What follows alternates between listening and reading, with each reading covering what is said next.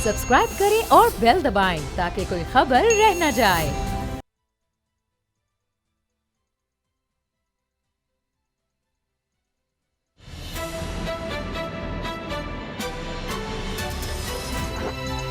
अब पता चला। बिस्मिल्लाहिर्रहमानिर्रहीम, अस्सलाम वालेकुम। मैं हूं मोहम्मद उसामा गाजी और आप देख रहे हैं अब पता चला। खबर यह है कि हुकूमत ने नवाज शरीफ की वापसी के लिए बरतानिया को खत लिख दिया है। यह खत पंजाब हुकूमत की सिफारिश पर वजारत दाखिला ने लिखा है, जिसमें बरतानवी हुकूमत से मुतालबा किया गया है कि नवाज शरीफ पाकिस्तान के सजा याफ्ता हैं, इन्हें वापस भेजा जाए। इस खत से यही लगता है कि हुकूमत नवाज शरीफ की वापसी के लिए बेकरार और हर दस्तयाब तरीके से इन्हें वापस लाकर ही छोड़ेगी। लेकिन एक कहानी यह है कि हुकूमत की ये सब फुर्तियां, बयानबाजियां सियासी पॉइंट स्कोरिंग के सिवा कुछ नहीं। आज यही बात लाहौर में बिलावल भुट्टो जरदारी की जुबान पर थी, जिनका कुछ कहना गलत भी नहीं कि इमरान खान ने नवाज शरीफ को खुद लंदन भेजा। अब वो कौम के सामने झूठ ना बोलें। बिलावल के इस सवाल में भी वजन है कि आप कैसे कह सकते हैं कि नवाज शरीफ मुजरिम है, और अगर नवाज शरीफ मुजरिम थे तो फिर इन्हें क्यों लंदन जाने दिया। बिलावल ने इल्जाम यह लगाया कि वज़ीर आज़म अपने मफाद और हुकूमत बचाने के लिए NRO करके बाहर भेज सकते हैं, तो फिर यह ड्रामेबाजी नहीं चलेगी। नवाज शरीफ को वापस लाने की हुकूमती कोशिशों पर सियासी नब्ज शनासों का दावा यह भी है कि बीमार नवाज शरीफ को वापस लाकर हुकूमत को लेने के देने पड़ सकते हैं। नवाज शरीफ की वापसी का मतलब नून लीग की सियासत के मुर्दा घोड़े में फिर जान डालना भी हो सकता है। यह भी हकीकत है कि जब नवाज शरीफ पाकिस्तान में थे तो इनके इलाज के नाम पर नून लीग ने एक तूफान उठा रखा था। लगता था कि हुकूमत तनी हुई रस्सी पर चल रही है, जिसकी जरा सी बेइख्तियाती से नवाज शरीफ की जान चली जाएगी। सवाल यह भी उठता है कि फिर हुकूमत नवाज शरीफ को क्यों वापस लाना चाहेगी। इसलिए सच यही लगता है कि हुकूमती खिलाड़ियों के बड़े बड़े बयान, हुकूमत की जानिब से लिखा जाने वाला खत बकौल बिलावल सिर्फ ड्रामेबाजी है, इसके सिवा कुछ नहीं। आज प्रोग्राम का आगाज इसी बहस, इसी मफरूजे और पेशगोइयों से करेंगे कि क्या हुकूमत नवाज शरीफ को वापस लाएगी। मेरे साथ हैं असद खरल साहब और बाबर डोगर साहब भी हमें फ़ोन पर ज्वाइन करेंगे, लेकिन पहले आज की डेवलपमेंट्स पर रिपोर्ट। असद खरल साहब, मियां नवाज शरीफ इस मुल्क के 3 दफ़ा वज़ीर आज़म बने, शायद और किसी को ये एजाज़ नहीं मिल सका, और बरतानिया उनका पहला घर, मैं इसलिए कह रहा हूँ क्योंकि उनके सारा ख़ानदान वहाँ पर और मुश्किल वक्त वो वहाँ पर गुजारते हैं, तो वहाँ से उनको कैसे लाया जा सकता है। ख़त लिख दिया है, कहा है कि पाकिस्तान की हुकूमत कह रही है कि इनकी ज़मानत ख़त्म हो गई है, तो क्या बरतानवी हुकूमत अब पुलिस भेजेगी उनके घर, एवन फील्ड होम में जाकर दरवाज़ा खटखटाया जाएगा कि जनाब आपको हमने पकड़ कर ज़बरदस्ती एयरपोर्ट ले जाना है और वहाँ से फिर आगे पाकिस्तान आप जाएंगे। ये हो सकता है। वो तो कहेंगे कि ये तो इस काबिल ही नहीं है कि ये सफ़र कर सकें। देखें उसामा साहब, नवाज शरीफ साहब पाकिस्तान से जिस तरह गए वो भी सारी दुनिया ने देखा, और वहाँ पे भी जिस तरह वो चहलकदमी कर रहे हैं, कभी होटलों में जा रहे हैं और हॉस्पिटल तो दाखिल नहीं हुए। अब मामला ये है कि जब ज़ाहरी उनकी जो हालत है या जो उनकी रिपोर्ट्स अभी तक आई, उसमें ऐसी कोई तशवीशनाक सूरत नहीं थी जिस वजह से पंजाब हुकूमत की जो काबीना की कमेटी थी, जो बोर्ड थे, वही बोर्ड जिन्होंने उनकी हालत को तशवीशनाक करार दिया और उन्हीं रिपोर्ट्स की बुनियाद पर हाई कोर्ट ने उनको रिलीफ दिया। अब वही बोर्ड, वही हुकूमत ये कह रही है कि उनकी जो मौजूदा रिपोर्ट जो आई हैं वो इस कदर तशवीशनाक नहीं है कि उनका वहाँ अब रहना नागज़ीर है या ज़रूरी है। इसी बुनियाद पे इन्हीं रिपोर्ट्स की रोशनी की में और बार बार उनसे लैब के नए टेस्ट या कोई ऐसी रिपोर्ट जिसमें उनकी हालत कोई ऐसी तशवीशनाक ज़ाहिर हो, वो मांगी गई उनसे। जब नहीं दी गई तो उस पर पंजाब के जो मुतलका डिपार्टमेंट्स, जो होम डिपार्टमेंट और फिर जो हेल्थ डिपार्टमेंट और जो वही बोर्ड्स हैं, डॉक्टर्स हैं, उन्होंने कहा कि इनको अब मज़ीद तोसी देना मुनासिब नहीं है। उस बुनियाद पर पंजाब हुकूमत की जो कैबिनेट कमेटी है उसने उस फैसले को इंडोर्स किया और वफाकी हुकूमत को उन्होंने कहा कि अब चूँकि कोर्ट ने उनको मैंडेट दिया था कि अगर पंजाब हुकूमत ये समझे कि उनकी अब मज़ीद वहाँ पे क़याम ज़रूरी नहीं है, तो 8 हफ्तों के जो उनको ज़मानत दी है उसके बाद वो ख़त्म हो जाएगी और ये एक्सटेंशन मशरूत होगी पंजाब हुकूमत की रिपोर्ट के साथ, उनके यानी उनके यानी उसको इंडोर्स अगर करेगी तो देन कोर्ट जो है उनको मजीद एक्सटेंशन देगी। तो अब जिस तरह बरतानवी हुकूमत को ख़त लिख दिया गया उसामा साहब, मैं समझता हूँ इस चीज़ को बड़ा सीरियस लेना चाहिए। बरतानिया और पाकिस्तान के बड़े अच्छे रिलेशंस हैं। बहुत सारे बरतानवी शहरी जो आते हैं यहाँ पे, पाकिस्तान आज़ाद बरतानवी शहरी या इस तरह के और कोई क्राइम करके बरतानिया के अंदर भी, तो पाकिस्तानी हुकूमत ने हमेशा उनको बरतानवी हुकूमत के हवाले किया। अब बरतानवी अपने लाज भी या कोई ऐसा क्रिमिनल जो एक कन्विक्टेड पर्सन है वो उनकी सरजमीन पे कैसे रह सकता है? अगर पाकिस्तानी हुकूमत ये कह रही है कि ये बंदा हमारा सजा याफ्ता मुजरम है, इसको एक कोर्ट ने रिलीफ दिया, वो रिलीफ खत्म हो चुका, अब इसको हमारे हवाले किया जाए, को देख लें, इसको डिपोर्ट किया जाए। देख लें, अब मामला सिर्फ ये सलमान शहबाज को देखें, यही वजह है मामला देखना है कि क्या हुकूमत पाकिस्तान संजीदा है या माज खतो किताबत है या सियासी पॉइंट स्कोरिंग है। बाबर डोगर साहब, आपको क्या लगता है? बिलावल कह रहे हैं कि सब ड्रामेबाजी है, आपको भी ऐसे लगता है? जी, मुझे तो लग रहा है कि गवर्नमेंट खिफत मटा रही है, बिल्कुल ड्रामेबाजी है। पहली बात तो ये है कि इन्होंने बरतानी गवर्नमेंट को खत लिख दिया। बरतानी गवर्नमेंट का जो मौकफ है मैं वो आपको बता देता हूँ। वो कह रहे हैं कि ये एक इंडिविजुअल केस है, इसको देखना पड़ेगा। वो नवाज शरीफ फैमिली से उनके डॉक्टर्स की रिपोर्ट्स मंगवा रहे हैं कि जनाब इनके मेडिकल रिपोर्ट्स जो है वो हमें बताएं। ये अब एक नया प्रोसीजर वहां पर स्टार्ट होगा। वहां पर डेविड लॉरेंस जो है डॉक्टर है, वो वही मेडिकल रिपोर्ट्स उनको भिजवा देंगे कि ये पेशेंट है, ये बीमारियां हैं और ये हम इसका इलाज करना चाह रहे हैं। पहली बात। दूसरी बात यह है कि पीएमएलएन ने यहाँ भी पिटीशन तैयार कर ली है। पिटीशन वो मेरा ख्याल है आज कल या परसों वो दायर कर रहे हैं इस्लामाबाद हाई कोर्ट में, जिसमें वो यही मौकफ लेंगे कि जनाब वो बीमार हैं और ये उनकी सारी सूरत हाल ठीक नहीं आ सकते। और उसकी जो कॉपी है वो भी बरतानिया की जो गवर्नमेंट है उसको दे देंगे कि जनाब ये मामला जो है कोर्ट में सबमिट हो गया है। तो जब तक कोर्ट कोई फैसला नहीं करती, क्योंकि अभी तक कोर्ट ने उनको एब्सकॉन्डर डिक्लेयर नहीं किया, तो एब्सकॉन्डर तो वो बहाल नहीं है। तो कोर्ट में जब वो पिटीशन डालेंगे उसके बाद वो डीबी में भी जाएंगे, उसके बाद वो सुप्रीम कोर्ट में भी जाएंगे। और गवर्नमेंट को पता है कि ये मामला ये इतना आसान नहीं है कि ये खत लिखेंगे और बरतानिया गवर्नमेंट इनको उनके हवाले कर देगी और ये उनको लेके वापस आ जाएंगे। बिल्कुल सही। ये यहाँ तो इमरान खान साहब के जो लॉ ऑफिसर्स हैं नहायत नकम्मे हैं और उनको लॉ की तालीम जो है वो लेने की जरूरत है। अदरवाइज उसामा साहब आप खुद लॉ को जानते हैं, जब यहाँ पर इस्लामाबाद हाईकोर्ट में एक दफा पिटीशन दायर हो गई तो उसकी एक कॉपी बरतानिया में चली जाएगी। और साथ बरतानी गवर्नमेंट का मैं मौकफ दे रहा हूँ कि वो उसको एज इंडिविजुअल केस ले रहे हैं और उनका ख्याल है कि इस पर वो उनकी वो जो मेडिकल रिपोर्ट है वो सबमिट की जाएंगी बरतानी गवर्नमेंट को। वो उसको एग्जामिन करेंगे और उसके बाद डिसीजन लेंगे। बाबर साहब, दोनों तरफ से सूरत हाल जो है वो मौजूदा गवर्नमेंट की फेवर में नहीं है। अच्छा डोगर साहब, एक सवाल इस गवर्नमेंट के कहने पर इतनी जल्दी से मियां डोगर साहब एक सवाल ये है कि जो गारंटर शहबाज शरीफ साहब है उनके खिलाफ भी कोई एक्शन हो सकता है? क्योंकि हाई कोर्ट ने उनसे गारंटी ली है, तो क्या वो डिस्क्वालीफाई हो सकते हैं इस बुनियाद पे? क्योंकि हाई कोर्ट में गारंटी देके वो गए हैं कि मैं अपने भाई को लेके आऊंगा। मैं आपसे बिल्कुल एग्री करता हूँ। शहबाज शरीफ उस वक्त डिस्क्वालीफाई होगा जब नवाज शरीफ को एब्सकॉन्डर डिक्लेयर किया जाएगा। अभी वो एब्सकॉन्डर डिक्लेयर नहीं हुआ। अभी तो ये पंजाब गवर्नमेंट के फैसले के खिलाफ मैंने आपसे कहा है कि पीएमएलएन का जो वकला का विंग है, जो उनका पैनल है, उन्होंने पिटीशन तैयार कर ली है। आप देखिएगा कि कल पिटीशन जो है इस्लामाबाद हाईकोर्ट में दाखिल हो जाएगी। उसके बाद इस्लामाबाद हाईकोर्ट ने फैसला करना है कि मियां नवाज शरीफ जो है उनका जो स्टे है उसमें एक्सटेंशन देनी है या नहीं देनी।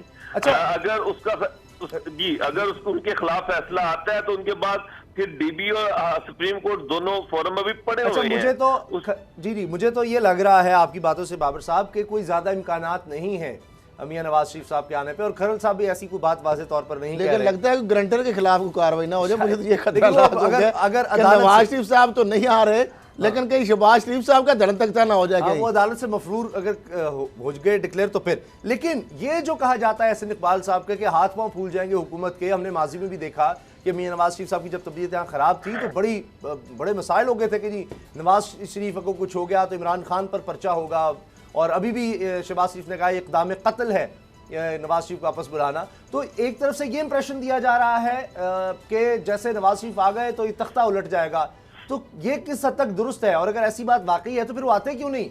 वो तो हुकूमत को एक लम्हे के लिए नहीं रखना चाहते, तो नवाज शरीफ के आने से अगर हुकूमत गिर जाएगी तो वो तो एक दफा ले आए और हुकूमत गिराने के बाद फिर इलाज के लिए बाहर चले जाए। उसामा साहब, इससे मैं आपको एक चीज बता दूं, मेरी PMLN के कुछ MPs MNS से बात हुई। उन्होंने कहा कि जी हमें हल्का सा एक इशारा मिला है कि हो सकता है कि शहबाज शरीफ मार्च के एंड में या अप्रैल के शुरू में हो सकता है कि वो पाकिस्तान आ जाएं।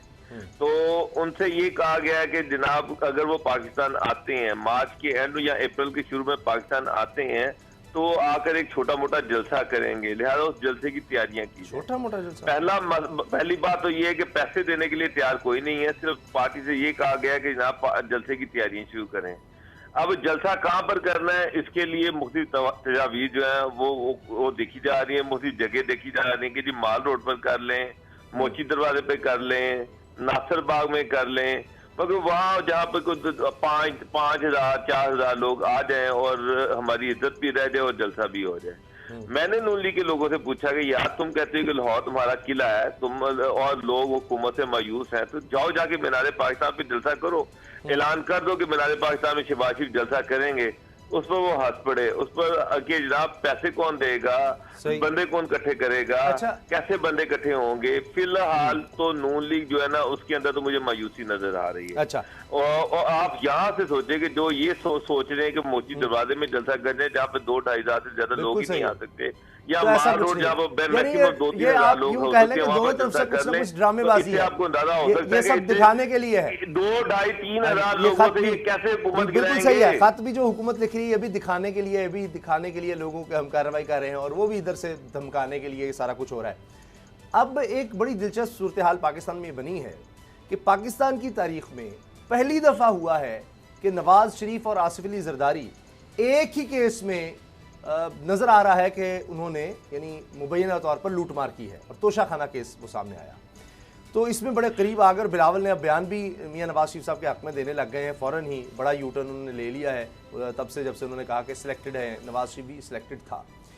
अब नया केस आसिफ जरदारी के हवाले से, नया तो नहीं है तो पुराना, लेकिन नई बात उसमें ये हुई कि 25 मार्च को फ़र्द जुर्म आयद कर दी जाएगी अब पार्क लेन रेफरेंस में। असद खरल साहब, केस तो बहुत हैं, ये भी अब 25 मार्च को फ़र्द जुर्म आयद हो जानी है। इसमें भी उसी अनवर मजीद, अब्दुल गनी मजीद का नाम आ जाता है, वही ओमनी ग्रुप का। और हैरान कुन बात यह है, हैरान कुन बात, 62 अरब रुपए से जायद की बेनामी जायदादें बेनकाब की हैं FBI ने, और उसमें से 14 अरब रुपए की सिर्फ ओमनी ग्रुप की हैं। और ओमनी ग्रुप किसका है? फ्रंट जरदारी साहब का। 14 अरब रुपए की जो बेनामी है, बाकी अपने नाम और किस किस के नाम जो भी बेनकाब नहीं वो छोड़ दें। तो ये पार्क लेन भी उसी किस्म की, वही जाली अकाउंट्स, वही ज़मीनों पर कब्जे, वही CDA के साथ मिलकर लाखों की ज़मीन जो है वो फिर करोड़ों की हो जाती है। ये हज़ारों में लेते हैं, होती वो करोड़ों अरबों की ज़मीन है, और इनके पास आते ही फिर वो इतने पैसे हो जाते हैं। इस केस के बारे में बताएं, कितना मजबूत है, क्या होगा? देखिए उसामा साहब, आज भी आसिफ जरदारी साहब के ऊपर फ़र्द जुर्म आयद होनी थी इंसाफ अदालत में, और फ़र्द जुर्म आयद होने के लिए ये एक मैंडेटरी एक है, लाजम है कि वो मुलज़म जो है वो उसका फ़िज़िकली वहाँ पे मौजूद होना ज़रूरी है। अब जरदारी साहब ने इस्तिस्ना की दरख्वास्त की थी, 25 मार्च की तारीख रखी गई है, और ये इंसाफ अदालत की जानिब से मुलज़म के वकील को कहा है कि वो जो मुलज़म की यकीन दहानी उसको यकीनी बनाए यहाँ पे प्रेजेंस को। मुझे नहीं लग रहा उसामा साहब, अच्छा, मुझे नहीं लग रहा कि 25 मार्च तक को भी जरदारी साहब आके अपने ऊपर फ़र्द जुर्म लगवा लेंगे, क्योंकि जब फ़र्द जुर्म जब तक नहीं लगेगी उस वक्त तक केस का प्रॉपर ट्रायल नहीं शुरू होगा, और ट्रायल जब तक शुरू नहीं होगा उस वक्त तक सज़ा या जज़ा का जो अमल है या कन्विक्शन या क्विटल वो हो नहीं सकती। अगर जरदारी साहब बेगुनाह हैं, उनके खिलाफ कोई एविडेंस मजबूत नहीं है, अगर नैब का केस कमज़ोर है, तो वो तो फौरी तौर पर उनको फ़र्द जुर्म अपने ऊपर लगवा के इस केस का फैसला करवाना चाहिए, ताकि दूध का दूध और पानी का पानी हो जाए। तो अगर वो बेगुनाह होंगे तो एक्विट हो जाएंगे, अगर गुनाहगार पाए गए admissible before the evidence court के ऐसी शहादतें ठोस हुई तो फिर इनको कन्विक्शन हो सकती है ना। तो वो अगर बेगुनाह है, एविडेंस नहीं है, तो फिर तो फ़र्द जुर्म उनको लगवानी चाहिए। अगली आ गई अनवर मजीद साहब। अनवर मजीद साहब के हवाले से भी आया है कि जनाब वो बीमार हैं, तो उनको वीडियो लिंक के ज़रिए नैब ने रिश्ता की है कि जनाब वीडियो लिंक के ज़रिए उनके ऊपर फ़र्द जुर्म लगाई जाए। तो इस पे अदालत ने कहा है कि ठीक है, आप इस बात की दरख्वास्त दें। तो मामला उसामा साहब ये है कि ये तो राना सनाउल्लाह हों, आहर चीमा हों, फवाद हसन फवाद हों, ताकतवर ब्यूरोक्रेट हों या ताकतवर पॉलिटिशियन हों, बड़े बड़े जो अशराफिया जो हुक्मरान हों, ताकतवर साबिक माजी में भी रहे हों बड़े बड़े ओहदों पे, तो उनके ऊपर तो फ़र्द जुर्म लगाना ही एक बहुत बड़ा अपहिल टास्क है, क्योंकि फ़र्द जुर्म लगने के बाद आगे सारे प्रोसेस शुरू होते हैं। तो अब मामला ये है कि देखते हैं 25 मार्च को, मैं अभी तक जो एक्सपेक्ट कर रहा हूँ, जो मेरी जो इतलात हैं, जो मैं समझ रहा हूँ कि 25 मार्च को भी ये फ़र्द जुर्म लगती मुझे नज़र नहीं आ रही।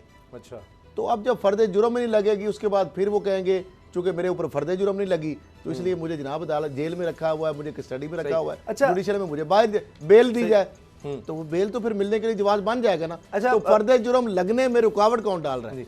बाबर डोगर साहब, ये क्यों ऐसे होता है कि हम लोगों को ऐसे नज़र आता है कि बड़ा ही एक आम आदमी को चले कह लें कि बड़ा सादा सा केस है। मैं मिसाल देता हूँ हाथ चीमा की कि जनाब 20-20 लाख अगर तनख्वाह लेते रहे हैं और किस तरह से खुदबुर्द होती रही, या वो नौकरी में होते हुए इतनी सैलरी पर वो इतने करोड़ों अरबों रुपए के कैसे उनके सासे बन जाते हैं, या फवाद हसन फवाद के भाई के, उनकी बेगम के इतने असासे, इतनी कंपनियां। लेकिन ये साबित करना, क्योंकि कानून की नज़र में तो आपने साबित करना है। एक शख्स ने इतनी दौलत कमा ली, उसके पास ज़राए नहीं है, 10,000 कमा रहा है और उसकी जायदाद 1 अरब रुपए की बन गई है, समझ नहीं आती, लेकिन साबित नहीं हो पाता।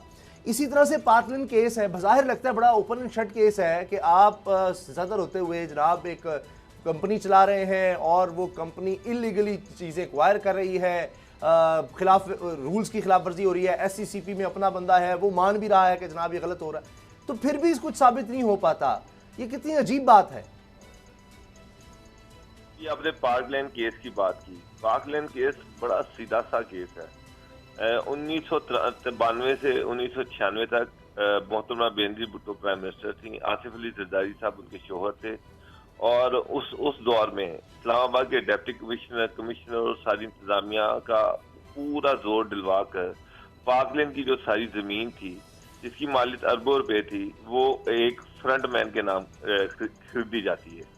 2008 में जब जरदारी साहब prime minister president of Pakistan थे, उस वक्त एक इस्लामाबाद के एक सिविल कोर्ट में एक बंदे को अमेरिका से बुलवाया जाता है, उसको वो ये जमीन जरदारी ग्रुप के नाम बेच देता है 7 करोड़ रुपए में। वो जमीन जिसकी असल मालियत 4 अरब रुपए से ज्यादा है, वो 7 करोड़ रुपए में बेच देता है। अब वो जरदारी ग्रुप को बेचता है, खरीदने वाले जरदारी साहब, बेचने वाला वो शख्स उनका फ्रंट मैन जिसके जरिए से वो सारी जमीन खरीदी गई थी। हर चीज क्लियर है, डॉक्यूमेंट्स क्लियर है। अब मसला ये है कि नैब के प्रोसिक्यूटर्स उन्होंने ये एस्टेब्लिश करना है। दूसरी तरफ पाकिस्तान के नामी ग्रामी वकला की एक टीम वो सामने खड़ी हुई है जो केस को पेचीदा बनाने की कोशिश करती है। नैब को भी ये अलाउ होना चाहिए कि वो भी प्रोसिक्यूटर्स की एक टीम रखे और उसमें नामी ग्रामी वकला जो है वो उनको ले और उनसे कहे कि ये 4 अरब रुपए की जो जमीन है अगर वो एस्टेब्लिश हो तो। चलिए, ब्रेक का वक्त है बाबर साहब, ब्रेक का वक्त है। मुझे लगता है आउट ऑफ द बॉक्स कोई सोल्यूशन लाना होगा प्रोसिक्यूशन के लिए कि अगर आपके पास रिकवर हो जाता है तो जिस तरह नैब को मिलता है कुछ, तो इस तरह प्रोसिक्यूटर को उसमें बड़ा हिस्सा है। अगर आप दे दें तो बड़े बड़े वकील आप हायर कर सकते हैं, मुझे तो ये लगता है, वरना केस ऐसे ही चलते रहेंगे। ब्रेक का वक्त है, ब्रेक के बाद मिलेंगे और चीनी बहरान में कौन मुलव्वस निकला, ब्रेक के बाद बात करेंगे।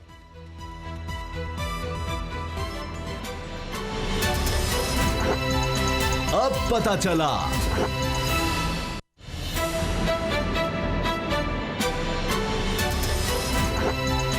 अब पता चला। शुगर माफिया की बहुत बात होती है पाकिस्तान में। जितने माफियाज हैं उनमें एक ताकतवर तरीन माफिया शुगर माफिया है, और ताकतवर तरीन होने की वजह यह है कि पार्लियामेंट में, सियासतदानों में, मुख्तलिफ पार्टीज़ में जो लोग बैठे हैं उनकी अपनी ज़ाती या तो मिले हैं या उनके करीब तरीन लोगों की मिले हैं। और इसीलिए जब ये क्राइसिस आया तो मीडिया में बहुत ज़्यादा इल्ज़ाम लगा जहांगीर तरीन साहब पर और खुसरो बख्तियार साहब पर। और दिलचस्प बात यह है कि खुसरो बख्तियार साहब ही फूड सिक्योरिटी के वज़ीर भी हैं, यानी उन्हीं के अंडर आता है ये सारा कुछ, ज़राअत, सारी ज़राअत और ख़ुराक। और ये ज़ारा बहरान अगर देखा जाए तो अगर जवाबदेही किसी से हो सकती है तो वो खुसरो बख्तियार साहब है। लेकिन अब ये पता चल रहा है, अंदर की खबर जो बोल न्यूज़ को मिली है कि पता ये चल रहा है कि ये वाकई ये सारा बहरान मसनूई था, जानबूझकर पैदा किया गया, जबकि वाफिर चीनी आज भी मौजूद है, आज भी मौजूद है। ये तहकीकात हो रही हैं, तहकीकात जारी हैं और ये रिपोर्ट तेज़ी से तैयार हो रही है। असद खरल साहब, क्या खबरें हैं सर? देखिए जी, ये DGFIA वाजिद ज़िया साहब ने ये रिपोर्ट प्राइम मिनिस्टर को सबमिट कर दी है और बाकी जो स्टेक होल्डर्स हैं उनको भी भेजी है, जितने भी गवर्नमेंट फंक्शनरीज हैं, और उसके अंदर मुख्तलिफ अदाद-ओ-शुमार भी, डाटा भी, वो साथ उसके एनेक्सेस भी नफ किए गए। उन्होंने बताया गुज़श्ता साल की निस्बत 2,60,514 मेट्रिक टन जो चीनी है वो ज़ायद तैयार की गई, पहले से ज़्यादा तैयार हुई है। फिर ज़ायद पैदावार के बावजूद उन्होंने सवाल ये उठाया है कि बहरान क्यों है। FIA की ये जो रिपोर्ट है उस हवाले से पंजाब की ज़रूरत के हवाले से भी उन्होंने कहा कि कोई इजाफा नहीं हुआ, चीनी ज़ायद तैयार हुई है, पंजाब की ज़रूरत में कोई इजाफा नहीं हुआ। 1,53,000 मेट्रिक टन अजाफी चीनी, अब ये फ़रोख्त किसको की गई है, ये भी वहाँ पे सवाल उठाया गया है। फिर बहती गंगा में किस किस ने हाथ धोए हैं। 4,57,400 मेट्रिक टन जो चीनी है ये गुज़श्ता साल से ज़ख़ीरा थी, यानी ये अब इसके ज़ख़ीरा अंदोज़ कौन है, अब यही मसला है उसामा साहब। फिर पंजाब की मिलों ने 8,53,000 चीनी फ़रोख्त की, ये डॉक्यूमेंट्री एविडेंस कह रही है FIA की रिपोर्ट। फिर कह रहे हैं कि गुज़श्ता साल इसी दुरानिये में 7 लाख मेट्रिक टन चीनी फ़रोख्त की गई, ये भी डॉक्यूमेंट्री एविडेंस हमारे नाज़रीन से हम शेयर भी कर रहे हैं।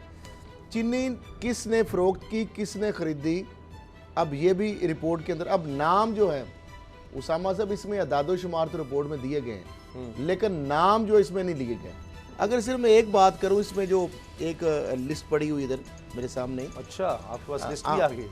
नहीं, उसके अंदर अगर हम बात करें तो ये JDW शुगर मिल्स जारी बार जहांगीर साहब जी स्क्रीन पर हम दिखा रहे हैं। हाँ, तो सबसे ज़्यादा अगर रेशो है पंजाब के वाले से 14.25% यानी शेयर जो मार्केट के अंदर या चीनी बनाने का, जो बेचने का या ज़ख़ीरा करने के हवाले से जो एक ये रिपोर्ट बनी है, यानी और बाकी में किसी का 2 है, किसी का 1 कुछ है, किसी का 0 सबसे ज्यादा जो प्रोडक्शन है वो जहांगीर तरीन साहब की मिलों की। अच्छा, अब ये है कि सबसे बड़ा शेयर जहांगीर तरीन साहब की मिल्स का, बिल्कुल, ये जो रिपोर्ट शो कर रही है। अच्छा, चीनी की मौजूदा जो ज़खायर है 10 माह की ज़रूरियात पूरी करने के लिए काफ़ी है। शुगर मिलों के मजमूई ज़खायर 30,70,000 मेट्रिक टन रहे। अब 2.5 माह की चीनी ज़ख़ीरा होने के बावजूद बहरान क्यों? फिर ये है कि गुज़श्ता साल से 39,87,000 मेट्रिक टन जायद गन्ना क्रश किया गया, ये भी आप देख लें। अच्छा। गुज़श्ता साल इसी दुरानिये में 2,35,32,000 मेट्रिक टन गन्ना क्रश किया गया। अब मामला ये है कि गन्ना भी ज़्यादा क्रश किया गया, ज़ख़ीरा भी चीनी का ज़्यादा मौजूद है, चीनी पैदा भी ज़्यादा की गई, चीनी की डिमांड में भी पंजाब में सबसे ज़्यादा आबादी भी है, पॉपुलेशन के हवाले से भी और खपत के हवाले से वो भी मामला नहीं है। तो मुझे ये बताएं, तो ज़मीन खा गई, आसमान निकल गया। किल्लत पैदा करने वाले कौन थे, ज़ख़ीरा अंदोज़ कौन थे, यही हमने पहले कह सकते कि FIA की रिपोर्ट में अगर ये आप तो को करें कि वो पिन पॉइंट कर देंगे, ये कभी नहीं होता। पाकिस्तान में माफियाज और ताकतवर माफिया जो है उनके नाम कभी सामने नहीं आएंगे।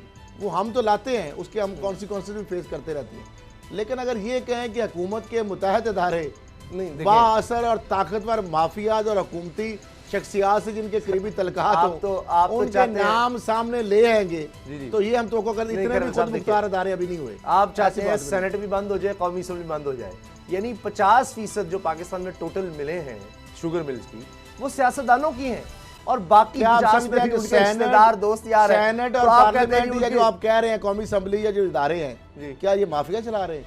आपके कहने की क्या मतलब है? यानी इससे ज्यादा मुकद्दस ईवानों को माफिया रन कर रहा है? नहीं, वो खुद है उनकी, या माफिया उनको कंट्रोल कर रहा है? नहीं, उनकी अपनी जाती मिले हैं जी। अब आप उसको माफिया का नाम दें, आप जो मर्जी नाम दें, उनका कारोबार है अपना। मिनिस्टर इमरान खान साहब कहते हैं ना कि माफिया ताकतवर माफिया। अच्छा बाबर साहब, ये आपको कैसा लगा ये सुनकर के जनाब ये सारे दस्तावेजात आ गए हैं और नंबर्स आ गए हैं, अदाद-ओ-शुमार आ गए हैं, और अदाद-ओ-शुमार बता रहे हैं कि बहरान वाली या किल्लत वाली की तो कोई कैफियत होनी ही नहीं चाहिए, किसी सूरत ही होनी चाहिए? जी बाबर साहब। बाबर डोगर साहब आवाज़ आ रही? जी, मेरा ख्याल है उनकी लाइन ड्रॉप हुई है, दोबारा उनसे रब्ता करते हैं।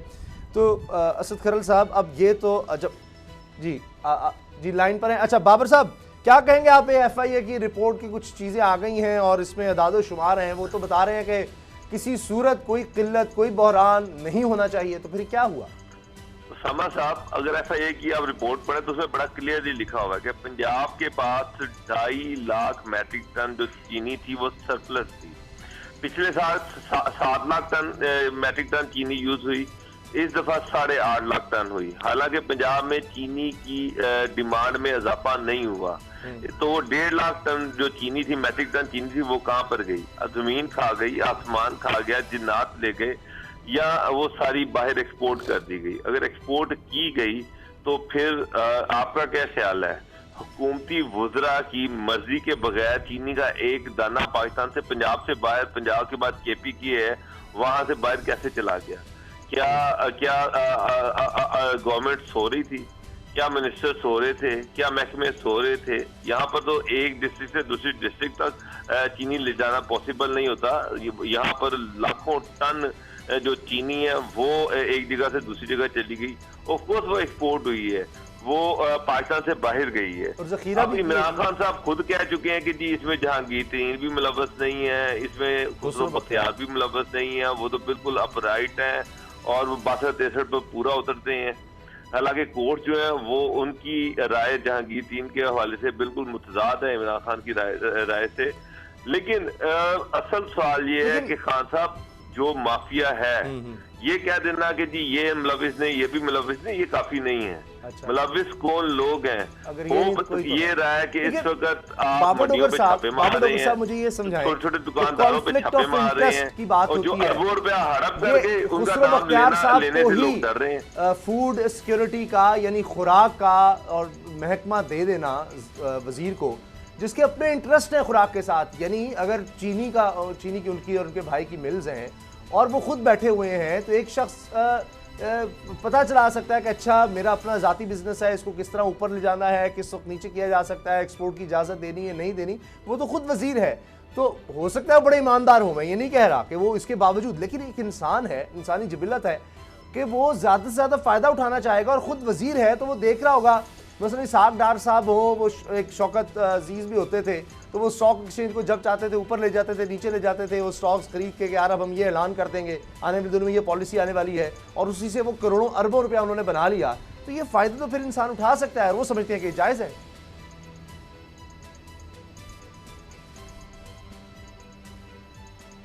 जी बाबर साहब। अच्छा उसामा साहब, एक तो मेरा ख्याल है फिर मैं बता रहा था हाँ जी कि माफियाज की जो बात मैं करूं, ये शुगर बहरान पहले भी आया था। शौकत अजीज का आपने नाम लिया, उसके दौर में भी, शौकत अजीज के दौर में जब ये बहरान आया था तो मैं इसका विटनेस हूं कि नैब ऑफिस से गाड़ियां अच्छा खुसरो बख्तियार साहब तब भी तो होते थे। हाँ, गाड़ियां चल पड़ी थी और हमायूं अख्तर और उनके जो भाई और उनकी फैमिली जो है वो वर्स्ट जो शुगर क्राइसिस उसके अंदर इन्वॉल्व थी। अच्छा 780 मिलियन की मनी लॉन्ड्रिंग हुई, पूरी एविडेंस थी, स्टेट बैंक मुद्दई था, FMU, लेकिन नैब के पास वो आज भी मामला पड़ा है, उसके ऊपर कार्रवाई नहीं हो सकी। तो इनके खिलाफ कैसे? हुमायूं अख्तर खान साहब, हारून अख्तर दोनों इस वक्त करीब आ चुके हैं इमरान खान साहब के, तो ये भी एक दिलचस्प बात है। लेकिन ब्रेक के बाद आपको बताएंगे कि पाकिस्तान ने एक तरह से दुनिया की तारीख बदल दी एक लिहाज से इस अर्ज़ पाक ने। कैसे कि चंद सालों में ही टेररिज्म से टूरिज्म का सफ़र हैरान कुन है, दुनिया मान रही है। ब्रेक के बाद बताएंगे।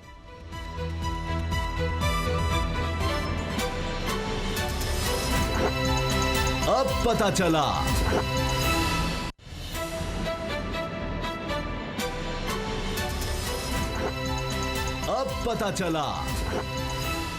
बहुत लोग कहते हैं कि पाकिस्तान में बड़ा पोटेंशियल है, बड़ी सलाहियत है, पाकिस्तान बहरान से निकल सकता है, माशी बहरान से, और बहुत से ऐसे सेक्टर्स हैं जिनमें काम करने की ज़रूरत है। उनमें से एक बहुत ही अहम सियाहत का है, बड़ी तेज़ी से इसमें रोज़गार के मौक़े हैं, डेवलपमेंट के हैं।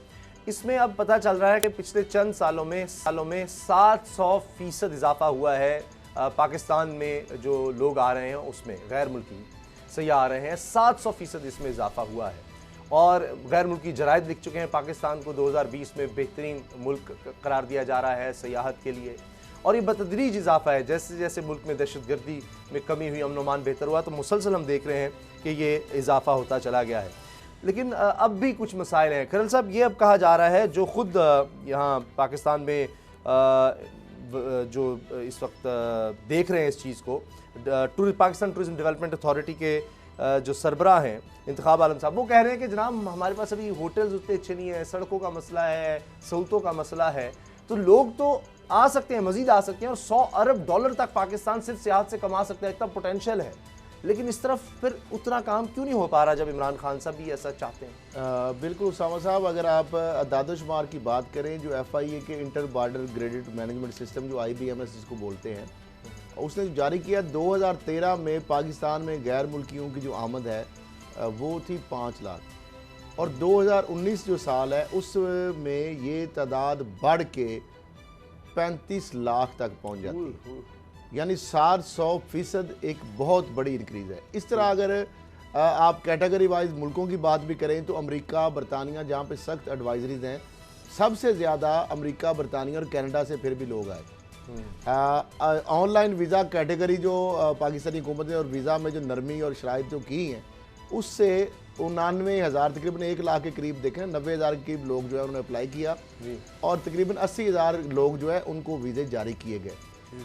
जो आपने टेररिज्म से जो टूरिज्म का सफ़र है, और जिस तरह CNN नामी आलमी जरीदे ने भी पाकिस्तान को सियाहत के लिए पसंदीदा मुल्क करार दे दिया, फिर पाकिस्तान के अंदर जो अमन आया, जो नोगो एरियाज़ ख़त्म हुए, दहशतगर्दी ख़त्म हुई, और बरतानवी शाही जोड़ा यहाँ पे आया, मुल्क के कोने कोने में वो गए, और पाकिस्तान का अभी भी जिस तरह वज़ीर-ए-आज़म इमरान खान साहब कहते हैं कि सेहत का बड़ा पोटेंशियल है, लेकिन बात यह है कि पोटेंशियल तो है, इंक्रीज़ भी तो हो रही है, लेकिन उसके लिए वो इन्वायरमेंट, वो उस तरह के म्यार के होटल, वो ट्रांसपोर्टेशन की सहूलत, वो जो वहाँ पे उस तरह की जगहों पे एयरलाइंस, वहाँ पे लग्जरी जो ट्रांसपोर्ट है, वहाँ पे अच्छे होटल जो 5 स्टार हैं, उन मकामात तक, और फिर ख़ास तौर पर उन मकामात के हवाले से प्रॉपर तशहीर, हमारे जो गैर मुल्की सफारत खाने हैं, हमारे जो एयरलाइंस हैं, उनको उनका रोल दिया जाए ताकि दुनिया को। अच्छा, अब कहा जा रहा है बाबर साहब, ब्रांड पाकिस्तान बाकायदा एक मुहिम का आगाज करने की कोशिश हो रही है। सेक्रेटरी जनरल अक़वाम मुत्तहिदा है, उन्होंने ये कहा टेररिज्म से टूरिज्म का सफ़र, तो ये ओवरऑल एक इमेज तो हमारा पाकिस्तान का तेज़ी से बदल रहा है, लेकिन काम बहुत अभी करने की ज़रूरत है। साहब, आप देखिए कि पाकिस्तान आज से 4 साल पहले सारी दुनिया में पाकिस्तान कट ऑफ हुआ था। दुनिया की कोई स्पोर्ट्स की कोई टीम पाकिस्तान आने को तैयार नहीं थी, कोई स्पोर्ट्समैन पाकिस्तान आने को तैयार नहीं था, कोई बड़ा इन्वेस्टर पाकिस्तान में इन्वेस्टमेंट करने को तैयार नहीं था। पाकिस्तान का नाम दहशतगर्दी के साथ जुड़ा हुआ था। अगर पाकिस्तान से कोई खबर जाती तो यही जाती थी कि यहाँ पर फलानी जगह पर ब्लास्ट हुआ, फलानी जगह पर ब्लास्ट हुआ। और पाकिस्तान जो था दुनिया में, दुनिया सिर्फ जिस पाकिस्तान को जानती थी वो यही था जहाँ पर दहशतगर्दी हो रही है या दहशतगर्द मौजूद है। अब आप देखेंगे ऑपरेशन रद्दुल फिसाद हुआ, और उसके बाद जिस तरह से फौजी जवानों ने शहादतें दी, आज पाकिस्तान का इमेज सारी दुनिया में मुकम्मल तौर पर बदल चुका है। ब्रिटिश एयरवेज ने इससे पहले दुनिया यूरोप की कोई बड़ी फ्लाइट डायरेक्टली पाकिस्तान के साथ कनेक्टेड नहीं थी। ब्रिटिश एयरवेज जो है उसने पाकिस्तान के साथ काम शुरू कर दिया है। उसके साथ साथ देखिए दुनिया की सारी बड़ी क्रिकेट टीमें अल्टीमेटली पाकिस्तान आ रही हैं। PSL का इवेंट जो है वो पाकिस्तान में हो रहा है। टूरिज्म जो है वो पाकिस्तान में प्रमोट हो रहा है। Ministry of commerce and investment जो है वो पाकिस्तान का इमेज बेहतर करने में लगी हुई है। सारी दुनिया का फोकस है। UNO का सेक्रेटरी जनरल जो है वो पाकिस्तान आए। तो ये सारा कुछ जो है अल्टीमेटली इसके पीछे ऑपरेशन रद्दुल फिसाद, अगर जिस तरह से उस पाकिस्तान में दहशतगर्दी का खात्मा किया गया, सबसे कम्प्रिहेंसिव, जिस तरह से पाकिस्तान में अमन उसको लाया गया। बहुत शुक्रिया, बहुत शुक्रिया बाबर डोगर साहब। ये यकीनन देखिए, हम बहुत सी खराबियों की बात करते हैं, ये नहीं वो नहीं, क्रिटिसिज्म करते हैं, लेकिन अपने मुल्क का पोटेंशियल भी देखें, इस कौम को भी देखें, हमारे जो सिक्योरिटी इदारे हैं उनकी कुर्बानियों को देखें कि 2014 में दुनिया का सबसे ख़तरनाक तरीन मुल्क करार दिया जा रहा था पाकिस्तान को, और दुनिया की तारीख में पहली दफ़ा है कि सिर्फ 5 साल के अंदर अंदर उसी मुल्क को कहा जा रहा है कि ये सियाहत के लिए बेहतरीन मुल्क है। तो ये बहुत बड़ी बात है। अल्लाह करे कि पाकिस्तान तरक्की का सफ़र तेज़ी से आगे बढ़ाए। इजाज़त दीजिए, अल्लाह हाफ़िज़।